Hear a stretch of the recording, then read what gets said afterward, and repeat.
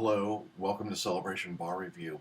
We're doing a video series on exam peace, and in this message, because results are beginning to come out in different jurisdictions, if you've been following along in the series, I've been talking sort of from postmortems, what you do after the exam, to waiting for your results, to actually getting your results. And now I want to talk about what can be the unfortunate result for some people, which is that they fail the exam. Um, the other day, I was looking at the keywords that people use to find our website that Google puts out. And there was a Google search that had come out that said, "Why do I keep failing the bar exam?" Um, and it's heartbreaking when you see that. It's not our students typically, but there are those people that just keep failing the bar exam. And the question, "Why do I keep failing?" kind of stuck with me and made me think perhaps it would be helpful to talk about, in my experience, why I have seen or the reasons that people give for why they keep failing the exam. So what I'm going to do, in a sense, is sort of play an advocacy role here. I'm going to give you a fair number of the things that I have seen that people say as the reasons why they fail the exam.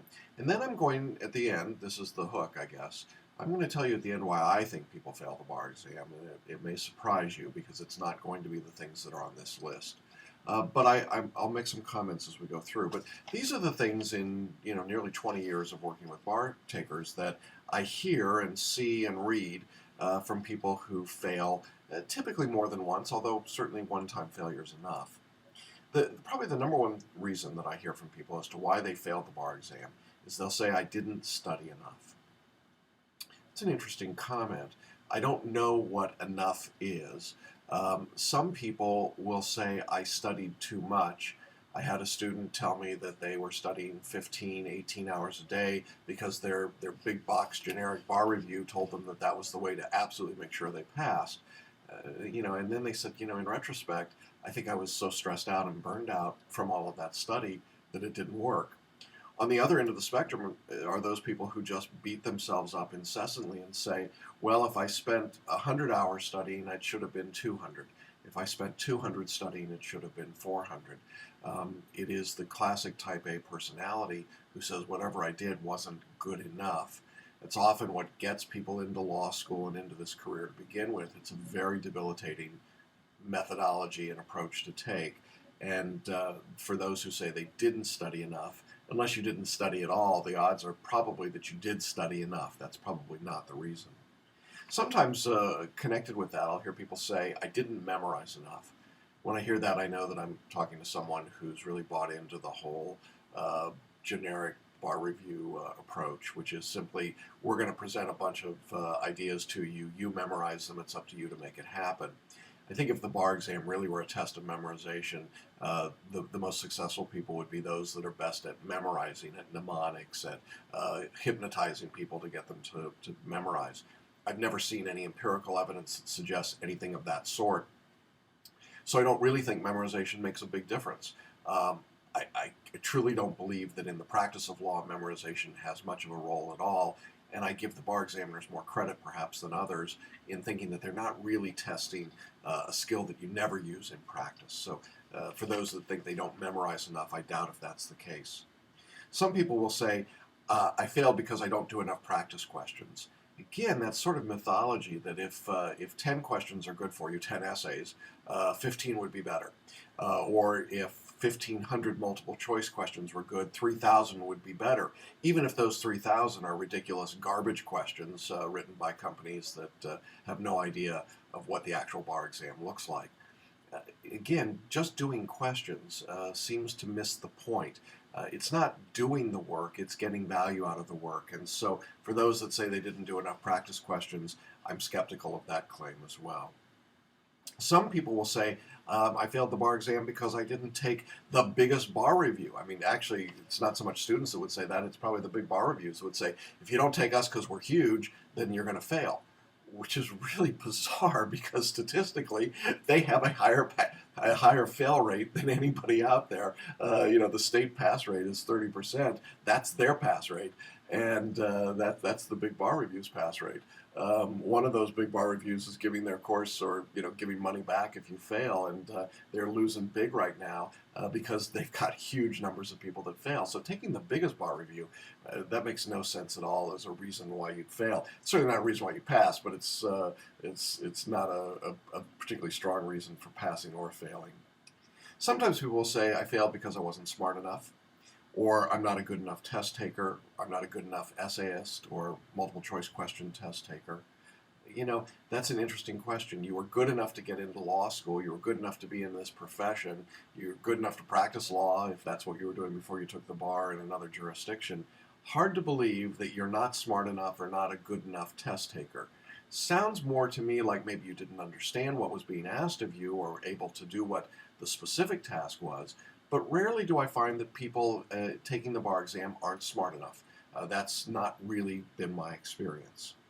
Sometimes people will say, well, I didn't pass because I didn't know the secret. Really? I don't either. I mean, I think I know what causes good bar taking and bad bar taking, but I don't think they're secrets. And I think when you buy into that notion that there's a hidden secret, and if you can just discern that hidden secret, you win, that's simplistic, and it's probably not very accurate and not very realistic. Sometimes people say I didn't pass because I was too old or I was too young, or I went to the wrong law school, or I had bad teachers in law school, or I had bad teachers in the bar review. Again, it's all sort of externals. It's not my fault. I'm too old. I'm too young. My teachers were good. My teachers were bad. My law school was bad. I've seen people from the best law schools who failed the exam. I've seen people from the worst law schools who passed the exam. I don't really know that it's the law school. I've had students as old as 78, 79 years old pass the exam. I've had some brilliant young students at 22 pass the exam. I don't think it's really age related. I've had some that told me they had awful teachers in law school, others that said they had great teachers. It doesn't seem to really make a difference at the end. Some people said they failed because they just got bad advice. Maybe that's true. It certainly can be a hindrance, but I don't know that it's the reason for failing.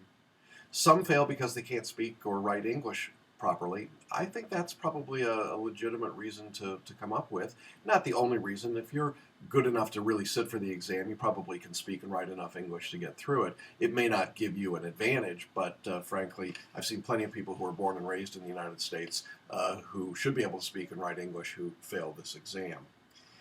Some will say they fail because the test is unfair or the grading is unfair.